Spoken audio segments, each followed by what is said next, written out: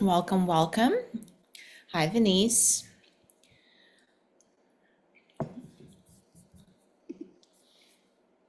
We have Kathy's autopilot. Always nice to have our AI friends with us. Hi, Sylvia, Asma. Hi. Hello. Angel and Cethel and Sue.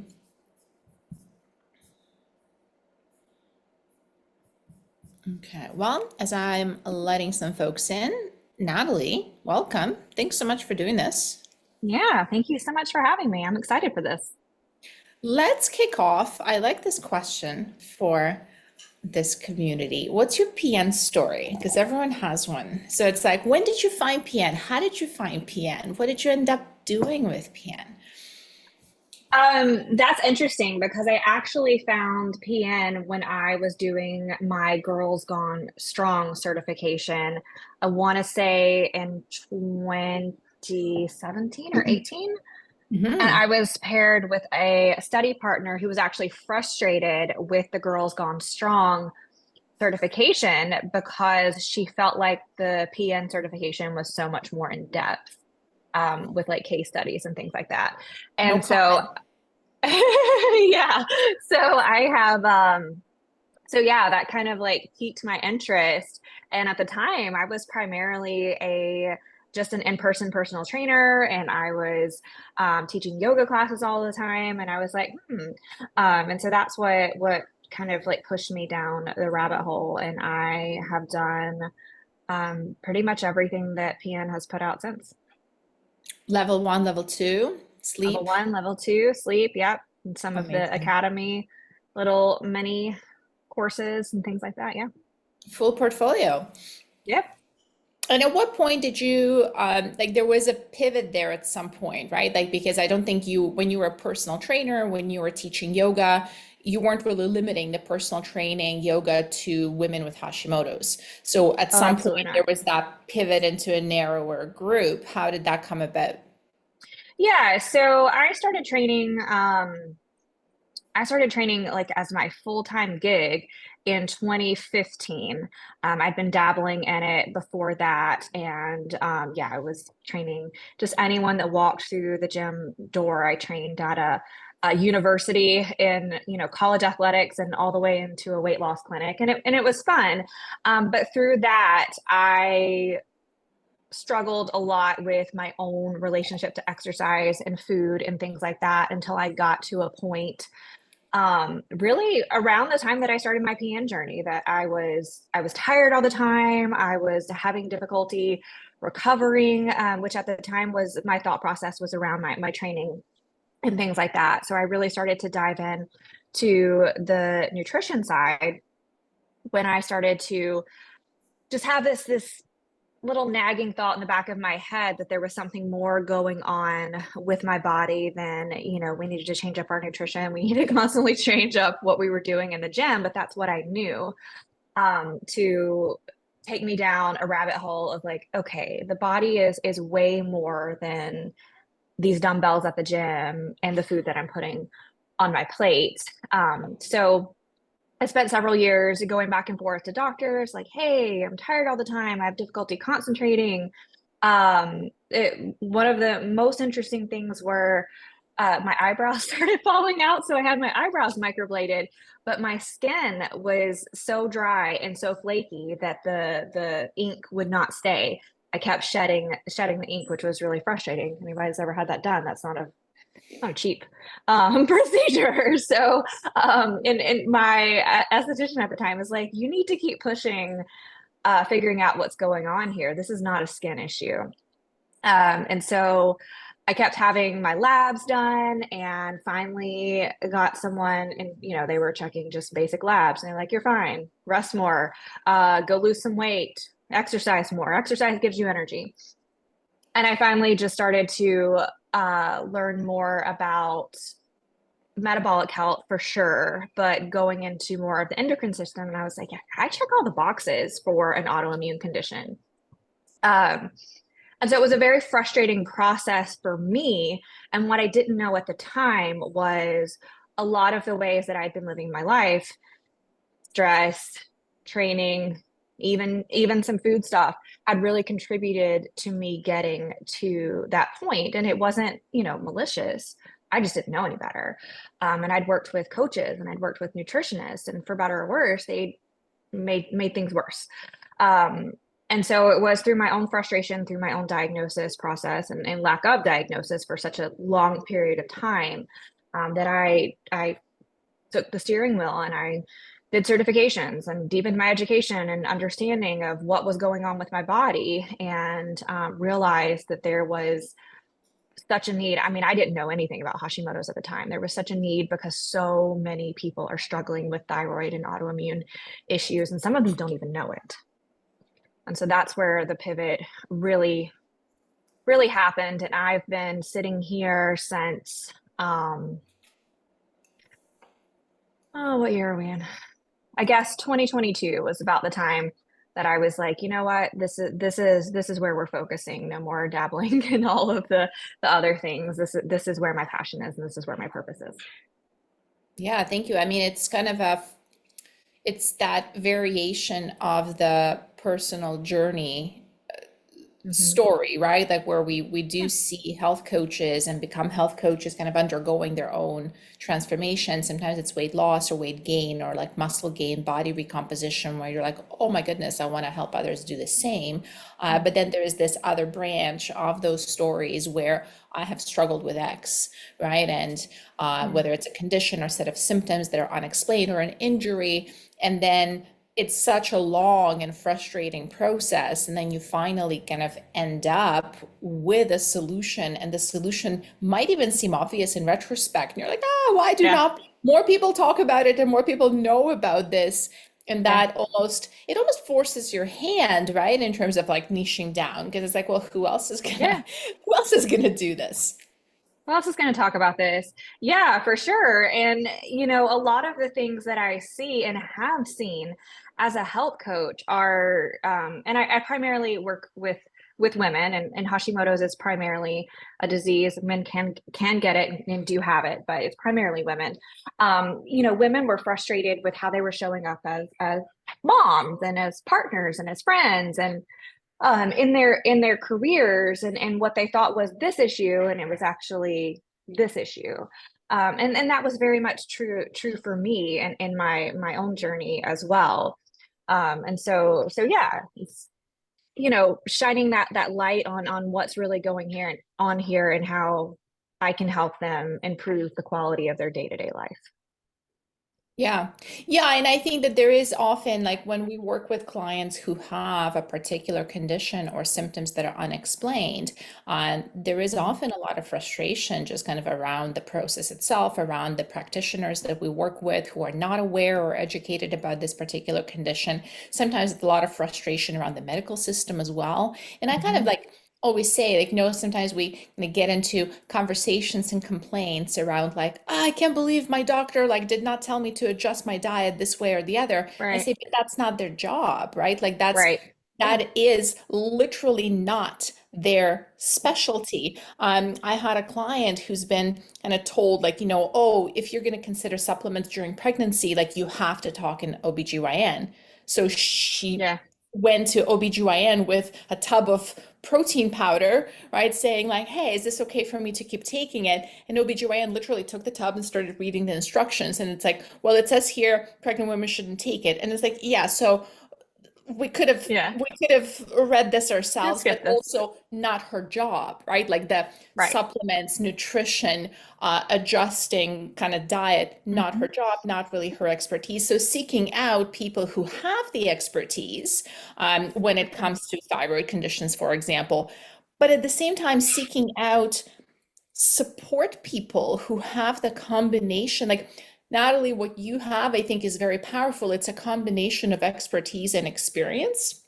It's the Yeah. expertise and lived experiences, because I'm sure your clients would, at the same time, be working with an endocrine specialist or a different health Oh, for practitioner. sure. But to actually have a health coach in your corner who can relate, understand, and support and adjust and modify like all of the factors and habits we're working towards, I think is priceless. And I think that that's the whether it's Hashimoto's or pregnancy. I think that's one of the big benefits of a health coach is helping your client understand what's going on. We're not doctors. I can't diagnose. I can't prescribe. I'm not going to argue with your doctor. But what I can do is help you understand your condition on a much deeper level. Not only that, because we can all read a textbook, but understand how it is interconnected to everything that is going on in your day-to-day life so that you are more informed. And one of the biggest things that helped me and that I was really poor at for a long time is self-advocacy. And I think that that's another huge benefit of having a health coach is being that cheerleader behind or beside your client to be able to support them and developing the skills and the confidence to be their own best self-advocate when it comes to dealing with healthcare providers.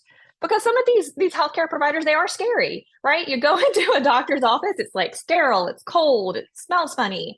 And people will like freeze and lock down because this is a person of authority, and they'll go out of an appointment and be like, I have no idea what happened in there.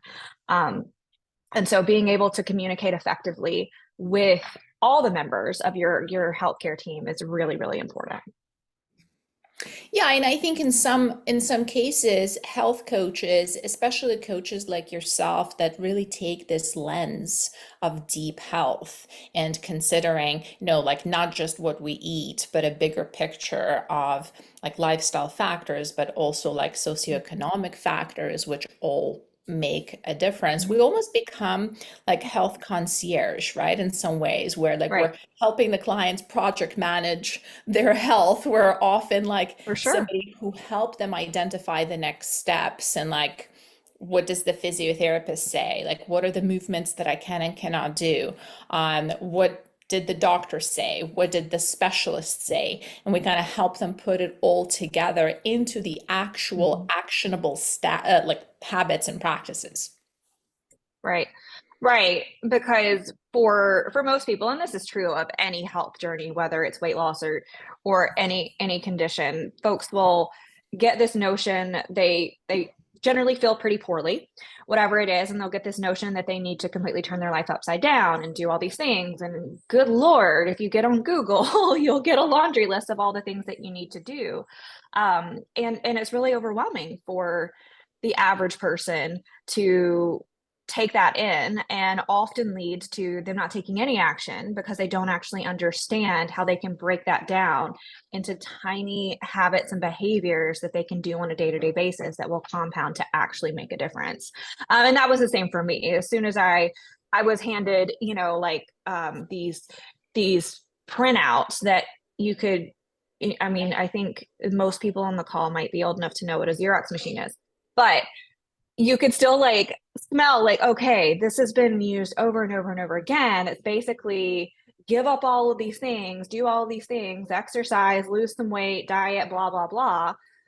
And I went home and I was just so frustrated and overwhelmed and felt like I needed to throw my entire pantry out and start over in order to start making a difference. And that, in my experience, has never been the case for a single client. What they need help with is understanding how they can start to make small lifestyle changes that compound over time.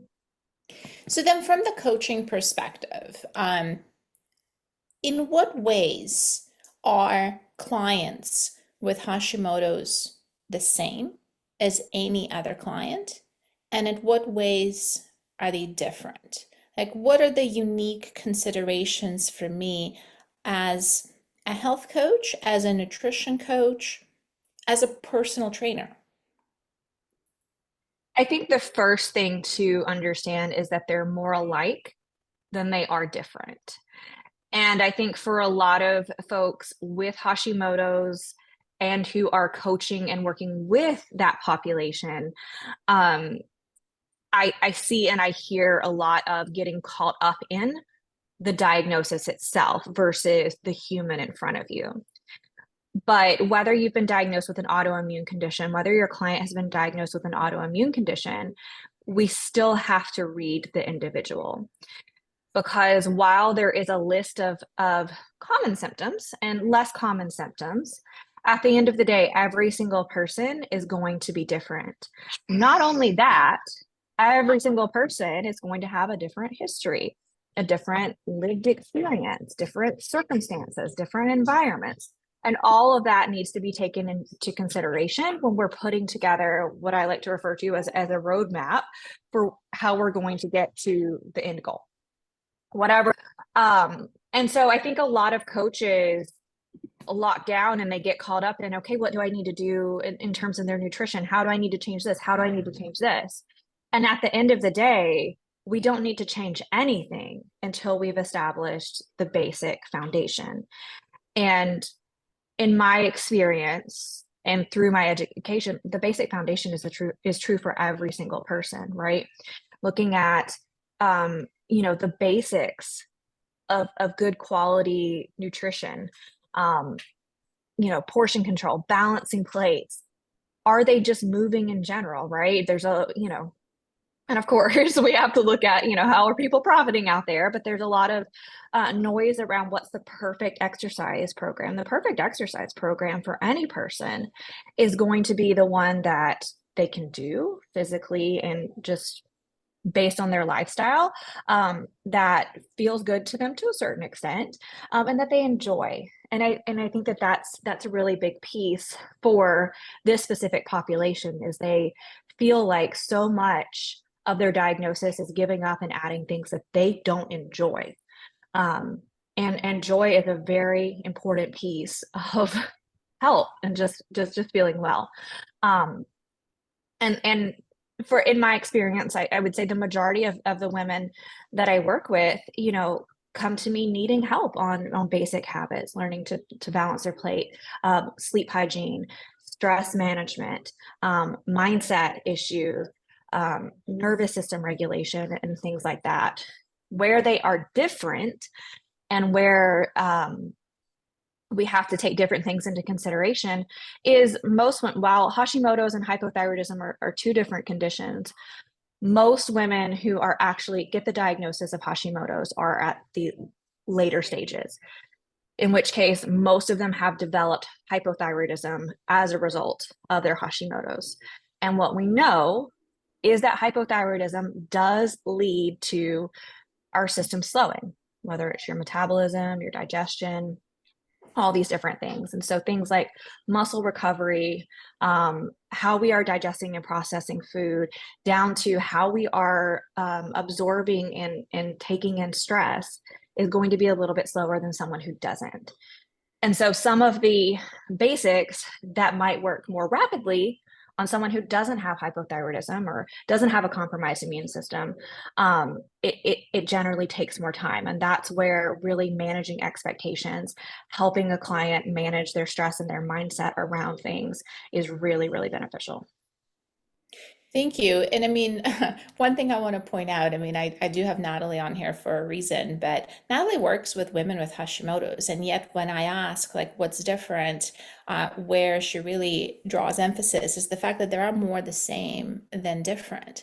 You notice how tempting it can be to kind of go into like the magical thinking of this condition makes everything different and unique, right? Like, oh, like now that I have this thing, I have to change everything. I have to have a special Hashimoto's diet, and I have to have a special Hashimoto's training program, and I have to have a special Hashimoto's recovery protocol. And you will see stuff like that on the internet where, like, in some ways, it is, I think, capitalizing on the uniqueness of, right? It's like, no, no, this is different. You have this condition, you have to change all the things.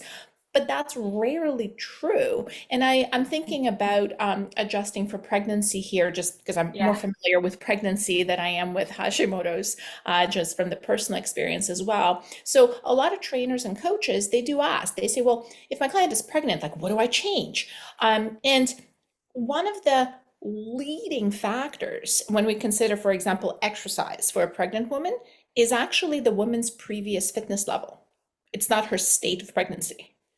And Yeah. then as she progresses through pregnancy, there actually will be a lot of things that will be self-limiting, right? Like as the Right. belly grows bigger, Mhm. eventually you just either cannot do plank or it feels Yeah, very uncomfortable to do plank, I mean, right? so And in that yeah. case, where we can sort of follow along with it's that very frustrating truism, like the listen to your body, right? And it's Uh-huh. so I'm kind of thinking of that example, Natalie, because I was very frustrated to hear the listen to your body advice because I was like, well, I don't understand what my body is saying. I don't know what language it's speaking. And then I remember during the run when I was pregnant, I felt my body put the brakes on. It was Mhm. mind blowing. Yeah. I was like, Yeah. oh, like it's actually gonna Mhm. just do that for me. It's just gonna down freaking regulate me, right?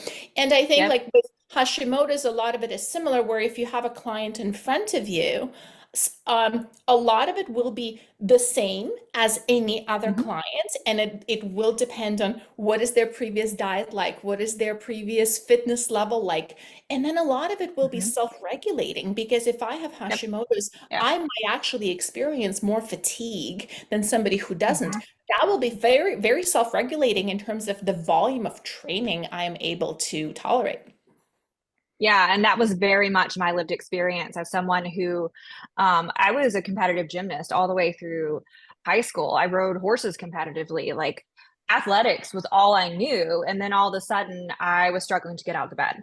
And that's where, the mindset piece and helping, and that's very, very stressful. So not only is it a mindset issue, it's a stress issue, which is also going to make your condition worse if you're just constantly putting the stress, because it is really easy to get caught up in, but I know I can do this. Yes, and also we have this limiting factor right now. It doesn't mean that you'll never be able to do that again, but in the moment, it sure does feel that way. And I'm pregnant right now, and I still like. There's a lot of parallels between that and an autoimmune condition. There's a lot of things that I can't do right now that I know I can do, and thank goodness, pregnancy is not something that lasts for forever. But in the moment, it still feels that way. Like I'm just stuck here. Um, but I think the most impactful thing that health coaches can do for any client is to actually read the individual, because you're right. I love bodies. I love bodies. They are the most fascinating thing in the whole entire world, but they are constantly communicating with us. And in my opinion, because it was never helpful for me, like telling your client to listen to their body is the most unhelpful sentiment that you could ever give them. What our jobs are as coaches is to help them understand what that actually means and what that actually looks like. Because you're exactly right. When you're dealing with Hashimoto's and you have fatigue and a lot of times like heavy, I describe it as like a heaviness in your muscles, but you'll experience joint aches and things like that. These are all communications from our bodies. Every single symptom, no matter how frustrating, annoying, or whatever it is. It's not your body attacking you, which is what the media will sell you. It is your body communicating, like throwing up a flag saying, hey, something is up. And when you are living with that and you're overwhelmed and you're frustrated and your body looks different, and your body feels different, and the way your body is moving through space is different, it is really, really challenging to be able to take on the perspective and the mindset like, okay, my body is telling me something. How can I decode this? Because it's speaking a different language than I speak, in order to take the next most helpful step. And that is our job as health coaches. You've mentioned mindset, and I think mindset, like it's fascinating, right? It's going to keep coming up no matter what Mhm. we're talking about. Mindset is such a big piece. What are some of the common limiting beliefs that you see in women with Hashimoto's? Like, what is the narrative? What is the list of the Yeah. the bullshit stories that we often walk around that are not helpful? Yeah, so a lot of, and I experience this myself, so I'm not a unicorn. But we know as health coaches, like a growth mindset is everything, right? And just because we have a growth mindset in one area doesn't mean that we have it in all areas. And so I see a lot of fixed mindsets around um, the limitations that an autoimmune condition is placing on them in terms of actually getting to a place where you can go to bed and wake up and feel rested. how you can actually exercise or whether you ever can exercise again. That's a really, really big one. Um, Women with Hashimoto's are walking around telling themselves and others that they're just lazy now, right? Let's see. Oh, what foods that they can and cannot eat. That's a really big thing. And so they put themselves in these boxes, which is not their fault, right? If you were to go, and please don't, but if you were to go down Dr. Google's rabbit hole, it's like bam, bam, bam, bam. And so we internalize these things as this is a fact for me from here on out. Um, and I think, again, we'll go back to pregnancy, whether it's pregnancy or whether it's Hashimoto's, it's still like, even in my pregnant body right now, it's hard to imagine like, okay, am I going to get back to a place where I can like run and jump and do all the things? I mean, logically, yes, but in the moment, it's like, gosh, am I? And that puts you into a really fixed mindset place. And when it comes down to, motivation is a whole different topic, generating our own motivation, that really limits you from doing anything. And so they walk around anxious, they walk around depressed, and a lot of them are just hoping and praying like tomorrow's going to be a better day. And that is no way to live your life. Well, and I think we often encourage clients in like the coaching process to kind of question the underlying assumptions, right? Like I kind of call it like Right. fact checking or reality checking, where it's like the I have Hashimoto's or holy moly, I've just been diagnosed with Hashimoto's. Like now what, right? Like it's I've been Yeah. diagnosed with Hashimoto's is not the same. I can do X, Y, and Z. Those are two Hmm. separate things, and Yeah. we actually have to examine those statements separately. It's like, well, I have Hashimoto's, and Right. that means I can never run a marathon. Like, I don't know, does it mean Right. that? Maybe for some it would mean that, but it doesn't Yeah. have to mean that. They're truly two separate Sure. things. Yeah, and I think a lot of that gets lumped into Hashimoto's, right? Like, I'll never be able to run a marathon. Maybe, but is that because of your Hashimoto's, or is it because you tore your meniscus 3 years ago and it didn't heal appropriately, right? Um, so I do think that there's a lot of that, and for better or worse, because I did struggle with secondary infertility before we conceived our toddler. And yes, autoimmune conditions and thyroid conditions play a big role in fertility and things like that, but still at the end of the day, was it completely to blame? We don't really know. There's a lot of things that up, and it's because I have this, and from my perspective, that's just a very fixed way of seeing things, and that's not how we're going to move past it. But it's hard, and again, that's our superpower as coaches, right? We help, not the toxic positivity, but we help them see the possibility of working on that growth mindset of what is possible. I don't know if your body's ever going to look the same. Probably not. Is that because you have Hashimoto's, or is that the natural aging process, and that we're not static creatures? We evolve and we grow and we change as a result of our environment, our circumstances, all the things. Um, but it's a really, really challenging thing, especially for women, I think, who are constantly being told that they need to look and perform and be a specific way. Yeah, I want to ask you a question that might make you roll your eyes, but I'm ready, I'm willing. Meanwhile, I do encourage folks to pop in the chat and let us know if there was anything in particular that brought you to this call, like if you feel comfortable sharing, whether it's a personal connection or you're just interested in supporting clients more, and also if you have any specific questions for Natalie. Meanwhile, I will ask the question. So, Natalie, is there a diet that like for Hashimoto's, like if I am diagnosed with Hashimoto's, is there a particular reason? You notice I haven't Googled. I did not Google this, but if we were to Google, is there like a diet that is commonly believed to be like, this is what you should be eating? Because I mean, we have seen that. There's like, oh, if you have PCOS, don't Go eat keto.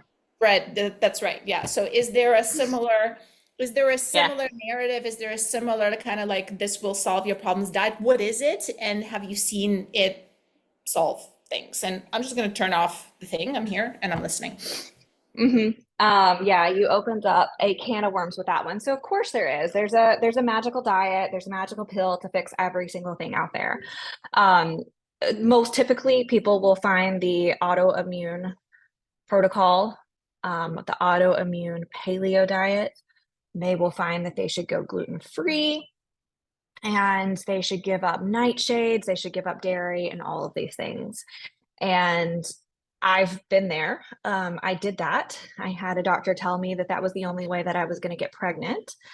And it was the most miserable and most stressful thing that I ever did. And so this is really interesting because this goes back to, do you need to avoid certain foods because you have Hashimoto's, or is there another underlying issue? And so it's really interesting because people really, really harp on gluten. And there's a couple of issues with that. And so, first of all, we do know that there is a connection between celiacs and Hashimoto's. However, there's a very simple blood test that they can run to see if you do test positive for that. In which case, you should probably give up gluten if you are actually having an issue with it. However, if you're not testing positive on your lab results, there is no reason to do that. And a couple of things happen where people get really frustrated going gluten free. It's really hard. It's really restrictive. And I see a lot of folks in my own coaching practice who have given up gluten. And what actually happens is they replace it with the gluten free alternative of the food, whether it's bread or whatever. And what happens there is we're decreasing fiber, we're decreasing any, nutritional benefit of the actual gluten-filled food, which is just really, really fascinating because another thing that you'll hear people say is like whole foods, minimally processed. And because we do want to consume the things, I mean, gluten's wonderful. Y'all, have y'all ever had a donut? Then try the gluten-free donut. It's terrible. It's terrible. Um, and it just becomes really, really hard. And that's just where, and this is a whole other basket where a lot of folks, PCOS included, we can lump that into there, develop a really disordered view of food because they develop these food fears. Because, oh, I really want to eat this, but it's bad for me. And we know from the piano, like there's no good foods, there's no bad foods, but this is really putting an emphasis on that. And so, while yes, there are plenty of people out there that have a medical reason to not eat gluten or to eliminate dairy because they're allergic to it, people just getting a diagnosis does not mean that they need to completely overhaul their diet. Arguably, general population could stand to improve the quality of their diet, myself included, could stand to improve the quality of their diet, but absolutely overhauling it is never necessary. I will I say could never on that, and probably I rarely say never. I could probably improve my diet, said every single mother of young children. Right, right. Yeah, yeah. I mean, and that's the thing. I think, and this is a controversial topic where it comes down to like health coaches like walking their talk. A lot of folks out there that are selling these magical diets to help people with Hashimoto's, those coaches would never be able to stick to that, right? Whether it's food accessibility, which is a real issue, cost, also a real issue. Um, just, being able to actually enjoy their food. It's all, and I mean, when I was going through the AIP diet, um, I was having to pack food everywhere I went. And not only is that soul sucking, but it's stressful. And there's the mental aspect of it. There's the emotional aspect of it. And when we go back to deep health, it is not as simple as the food that we're putting on our plates and into our mouths. It is what that food actually means, what that food actually represents, and what it actually is doing to the other systems of the body.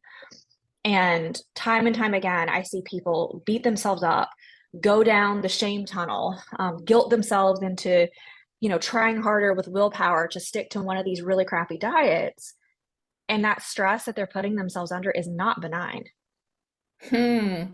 Well, because we're kind of stressing, like stress is the factor in itself. And if I'm trying to Mm-hmm. heal myself by let's say giving up Mhm. a bunch of foods or sticking to a very restrictive diet, which is then stressful, and I have trouble Mhm. fitting that diet into just my everyday life, I'm kind of like fixing one thing and breaking another and not Exactly.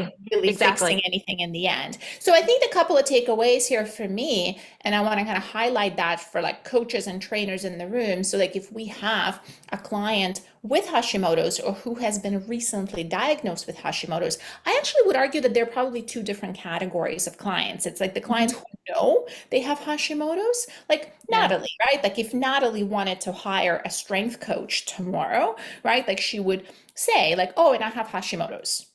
Now, Mhm. Natalie knows that, has known that for an amount of time, and it's what I would call known and well managed. Mhm. Similarly, if I work with someone, I might say, well, winter is very difficult for me. I often struggle with seasonal depression. I don't Mhm. really need a personal trainer to do anything special about it around Right. Exactly. apart from the fact that they should probably expect my compliance to go down in the winter and I might disappear in the winter. And that might explain and that will give them maybe some considerations to reach out more, right? Or to send me a card or donuts, like something, make me smile. Right. Like, but outside of that, if the condition is well managed, we might Mhm. not need to do anything different as a personal Right. trainer or as a coach. I think where it can be challenging is where you're working with someone and they're like, I just found out I have Hashimoto's Mhm. or seasonal depression for that matter, or I'm pregnant, right? Like, so there's that like new Yeah. condition that's being thrown in your lap because then I think Mhm. it can be very scary. And one of the things right off the bat that Natalie has shared, so if I have a client do that tomorrow, I'm expecting them to start asking me about paleo, about autoimmune Mhm. protocol. Oh, I started Googling coach. What do you think about me trying autoimmune? I Mhm. think I should maybe try giving up gluten. Like those are going to be the things that I'm already Yeah. expecting to kind of come in, right? Like for Mhm. for those clients to get curious about. Now, just on a personal like experience note, the only people I have seen and worked with who have zero issues giving up a food are people who have a severe allergy to that food. I have never Right. met a Yeah. person with celiac disease that has trouble giving up gluten, ever. I Right. have never met a person who is allergic to oranges have trouble giving up oranges. That's never Yeah. hard, right? Like there is not a single person with a anaphylactic peanut allergy who's, Yeah.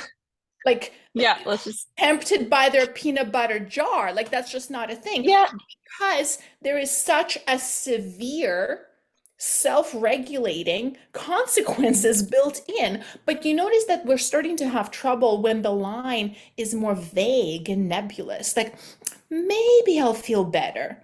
But the donuts are still there, and if you eat a donut, you're not going to feel that severe physical pain or anaphylactic shock for that matter, right? Like, so, but we will anticipate the clients wanting to experiment with these particular ways of eating.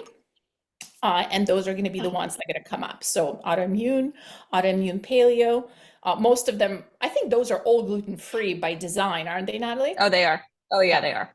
Mhm. Yeah. Yeah. So, They remove Raphael all the was saying things. in the comments, I have a couple of potential clients that I have not taken on because I do not feel confident enough that I can help them or how to start addressing this Hashimoto's problem. Natalie, what would you say to Raphael?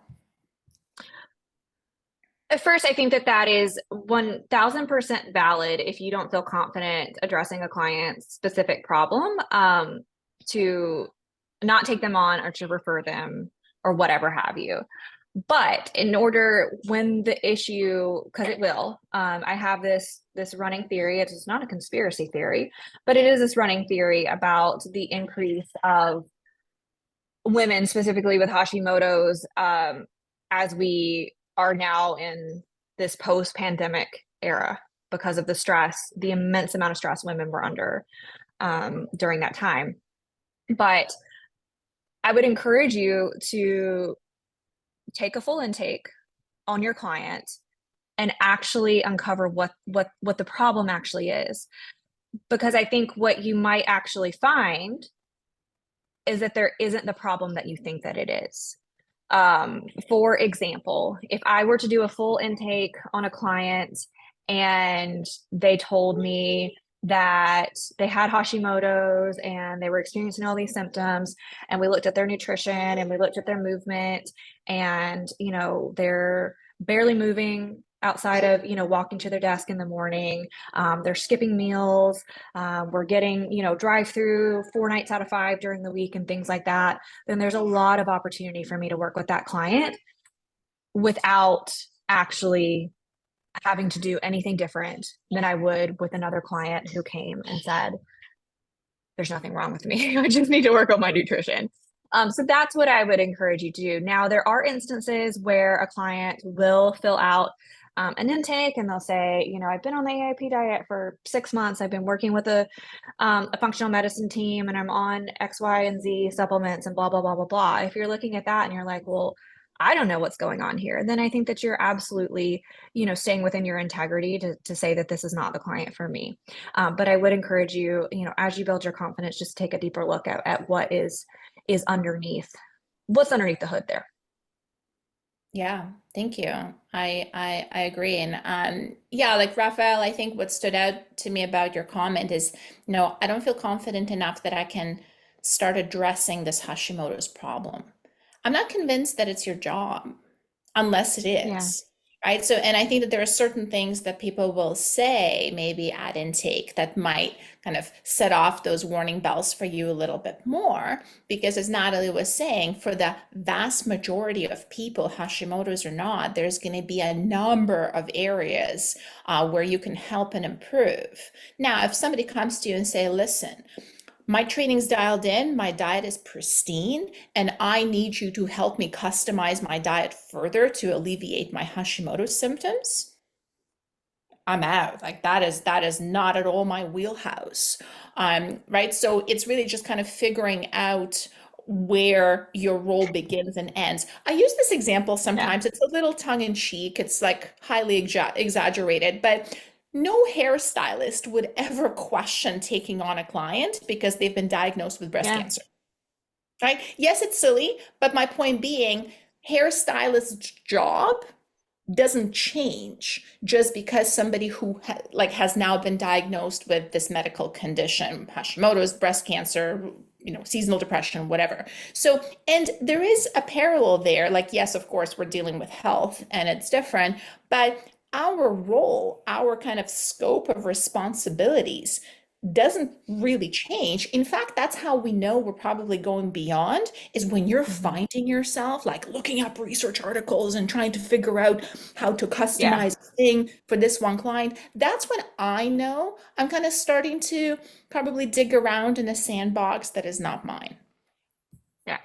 Yeah, for sure. And it's interesting, now that we're in this online space. I've been online pretty exclusively since 2018. Is when I was in person, like the basic personal training intake forms, how many people had Hashimoto's? And I had no idea. I had no idea. I had no idea what was going on with them, despite, them filling out like I've got some back pain and some knee pain and all that. Now we just have this opportunity to take these more intricate intake forms and take a deeper look at what's going on with the client, which is really, really, really powerful. But also, when we're looking at our confidence as a coach, it can also be really damaging to that because it just seems so big. Well, the one thing I will also say is that clients will often self-select, right? Yeah. Because sometimes we are, like, as a client, I'm thinking, talking myself as a client now, we might be in a place where we need and want to work with someone who has that similar lived experience to us. Yes. Yeah. I've had people come work with me and they say, hey, I wanted to work with you because you also have young kids. Yeah. Okay, I mean, not really a point I've ever included in my marketing, but maybe I should, right? Like, but there is that point of connection. So, a client might feel that they would be better served by somebody who is knowledgeable in Hashimoto's or maybe even has Hashimoto's. And then somebody Yeah. like Natalie would be extra attractive, as she should be, but that's not necessarily the case. right? Like, and For sure. again, I've heard people say, like, when I'm looking for a personal trainer, I want to work with a mom. I want to work with somebody who has children. That's fair, right? Like, but that is something that clients can do and probably will do on their own without Yeah. us necessarily selecting ourselves out. I wanted to acknowledge there, Monique says, I myself have Hashimoto's. Took me 3 years to get diagnosed, and I've done a lot of experimentation on my own to find what works for me. This has given me a different perspective as a coach. Anything I can learn from myself and my clients is always beneficial. I know what I know what I've struggled with the most is the fatigue, since it can be so unpredictable. So helping clients navigate this could also be very beneficial. Yeah, and right there, like fatigue, I think would be a big consideration for the physical aspect of training, Mhm. but also for anything that requires planning and ahead of time. And the like, think of meal prep on a Sunday. If you wake up and you can barely get your butt out of bed, then kind of meal planning are we doing that day? Yeah, I think and I think that that's a big benefit of like coaches in general, and why I myself, as a coach, keep coaches, is there's a lot to be said for decreasing mental fatigue overall. Because when you are tired, the simple task of um, programming your own strength training or whatever can be really really exhausting. And so I think that the biggest thing that I would say in supporting clients with fatigue is support. um I think that that's the biggest thing, because for me personally, like I tell the story all the time. When I was really struggling, I can remember, because I almost did it the other day, because pregnancy also makes you tired, but it's a different kind of tired. um but going from the shower to actually getting dressed, I needed a break in between. Like, I would wrap myself in my towel, wouldn't put in the lotion on. I would just like sit in the bed and recover from the shower. Um, so it's just like little things like that were really, really, really, really challenging for me. And this can be really difficult for a client that's like, okay, but also I need to be working out. And also I need to be like planning this super restrictive diet where I have to cook all my foods. But just like helping them, again, we don't do things for our clients, right? We can't deliver them just like this magic pill, but recognizing what they're actually going through and providing as much support as we possibly can to make the path a little bit clearer and just a little bit easier for them to take on their own. Yeah, absolutely. And I mean, with to Monique's point, also with fatigue, I'll share one tool that I use with clients who struggle with fatigue or any condition that is unpredictable. And meanwhile, we have about 10 minutes left. So if you have questions, please pop them into the chat. So I approach Hashimoto's in kind of the same very large bucket as something like fibromyalgia or Mhm. even pregnancy. So you have a condition that is chronic, meaning it extends weeks and months, right? It's not like a migraine that you get one day, unless they have chronic migraines, and then we're Yeah. treating them the same way, right? So whenever I am working with a client who has one of those conditions where energy is unpredictable, mood is unpredictable. So I can give them a workout program all day long, but it's kind of meaningless if they wake up on a Tuesday and they're supposed to do day two lower body and everything Yeah. hurts. So, what I suggest is that we classify days as green, yellow, red, kind of like and we can use like sticky notes. It's like little green sticky note. So, like literally, we would print out a calendar for the month, and usually, if you are suffering from this kind of condition, you know pretty early on in the day Yeah. which day you're having. Like it's like you open your eyes and you're like, oh, it's gonna be one of those days I can barely move a muscle. So we define it's a green day, it's a yellow day, it's a red day. Right? Yeah. Like so if it's a green day, I feel as close to normal as I get to feel. right? Like this is my regular workout without modifications for me. I can, do my full strength workout. I can go for my full run, whatever that looks like. I can plan my meals. A yellow day is when my energy and mood are compromised and I'm like functioning at maybe 60%. It's a B minus C plus day. So we specifically work out what that looks like. Here's your yellow day workout.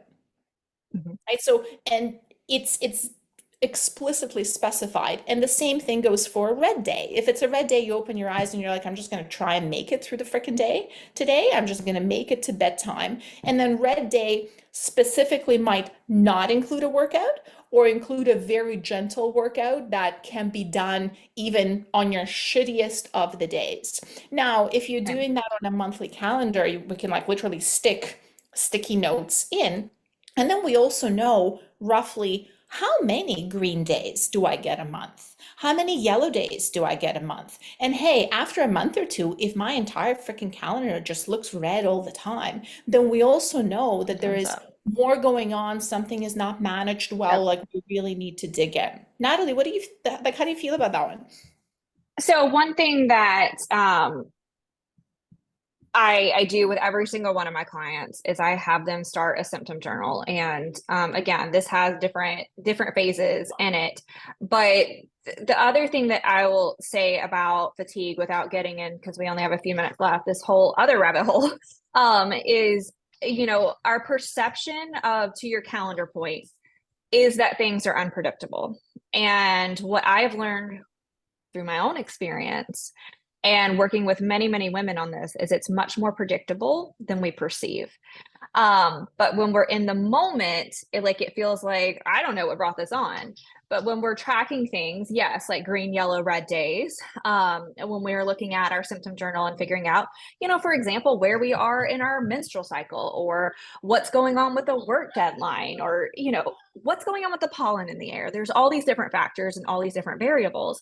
It becomes much more of a pattern than where's this coming from type of situation. And I think that that's really helpful and comforting for clients, to start to understand that, because it can feel like, okay, I was fine yesterday. Why am I not fine today? Well, it could be because you felt fine yesterday and you pushed it a little bit too far yesterday, or it could be, something that you watched before you went to bed. Like there's all kinds of different reasons that it could be, but in any case, it is really helpful to have some form of data that is showing you what's actually going on. Because what we know, again, as health coaches, whatever it is, us humans are really great at thinking that we can remember everything, whether it's what we ate or how we felt.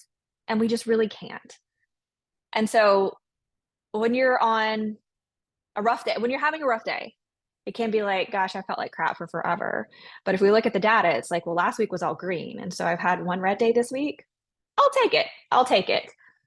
And then again, as we're wrapping up, the other thing, I'm going to take it back to mindset, because this was actually a really impactful thing for me, is when we wake up, and this, again, a whole other rabbit hole. This will be a whole other hour conversation.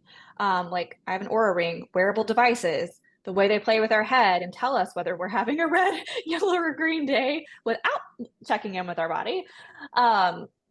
Is the mindset piece of, waking up and being in anticipating that we're going to feel crappy. And if we create these stories in our mind about feeling tired and feeling crappy, then it's a self-fulfilling prophecy. We've already made up our mind how we're going to feel for the day. And so one of the most impactful things that I've done with Hashimoto's, pregnancy, postpartum, life in general, is change the wording. I am so tired. I feel tired. And so feelings are actually something that we can change. Our state of being is much, much harder to change. And so just moving from I am is very fixed, this is how I am, to I feel is more growth of like, okay, I'm open to the possibility that maybe I'm in a lull right now, but that may change. And that's really helpful as well. Yeah, and the big takeaway from me, Natalie, was just like that, what you said about like how helpful the symptom journal can be. Like, think of how similar that is to a food log and how helpful that Yeah. can be, a workout log, how helpful that can be, where the perception when we are feeling crappy, there is that like global leakage where it just feels like we've been feeling crappy this entire year. Like it's end of March and I've just been feeling like shit all year. Now, if we're actually tracking, and like Natalie said, the whole last week might be green. We very Mhm. conveniently don't remember it in the moment, Right. right? Like we just like feel crappy. So the fact that unpredictable things are actually way more predictable than we think is really key, because very often we humans kind of do this equivalent of like leaving the house at 9 o'clock in the morning and then complaining about traffic. It's like, but it's nine Yeah. o'clock on a weekday. Like we can sort Yeah. of predict this to be a problem. I want Mhm. to shout something out, and then we'll run over a couple of minutes late, if that's okay with you, Natalie. Is that Yeah. is Sorry. that cool? Yeah. Because so I want to shout something out, and then I want to just get to Cindy's question, and then we'll wrap up. So what I want to talk about just for a minute, first of all, you should say hello to Natalie on Instagram. Here's how I would use Natalie. We'll talk about how we can Okay. use Natalie. I'm very passionate about helping health and wellness professionals build their referral networks. So I think very obviously, if you have a client who has Hashimoto's, and like Raphael, you're like, I don't know if I feel comfortable like managing that, then yes, Natalie would be an obvious referral for you, right? Like, hey, like you should talk to this person. But there's actually a couple of more ways in which I can think that we can just squeeze every ounce of information out of Natalie here. One, as a coach, I would absolutely reach out to Natalie and just schedule her for a consult. Right? Like, hey, like, listen, I have this client. I don't think we're a referral point yet, but they've just been diagnosed. I've been working with them for 2 years. Here's like their data, here's their metrics, like what should I keep in mind? And that could be a half an hour, 45-minute conversation with somebody who's working with these people. That would be super helpful. And then the other thing that I personally have my eye on, I know Natalie just finished creating a course on all things Hashimoto's that I'm hoping to complete. I don't have Hashimoto's. I don't really specialize in working with people with Hashimoto's, but again, it's a condition that is common enough that it enters my orbit frequently enough. And at the same time, as we were talking here today, I like went in and I entered Hashimoto's into Google Scholar, and it gave me a whole bunch of endocrine textbooks, as it should. I ain't reading that, right? And I have 7 years of university education. So the fact like to kind of know that someone put together a resource that is like can talk in plain language from someone who both coaches people and experiences the condition, to me, that's very valuable. So that would be the other thing I would suggest checking out.